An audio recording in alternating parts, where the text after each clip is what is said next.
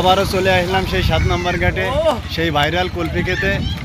এখন কুলফি মসজিদ মামা কুলফি তৈরি করতেছে, অনেক লোক অপেক্ষা করে কুলফি খাওয়ার জন্য। এখন শরৎ দিয়ে বড় ভাই রণ নড়াইল তাকে বড়টা দেওয়া হয়েছে, এই ব্যাপারে তার কথা থাকলে কথা বলতে পারেন। যার যার তাকে সেমনটা দেওয়া হয়েছে, ঠিক আছে।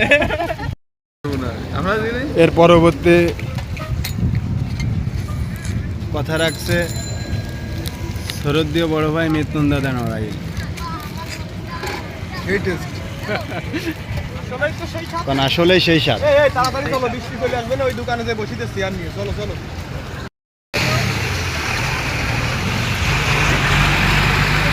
এই যে মামা মিল্টন কুলফি খাচ্ছে। মামার উদ্দেশ্যে কুলফির এখানে আসা। আর বড় ওদেরটা দিয়েছেন পুরো মাখন। কুলফি না, কুলফি না,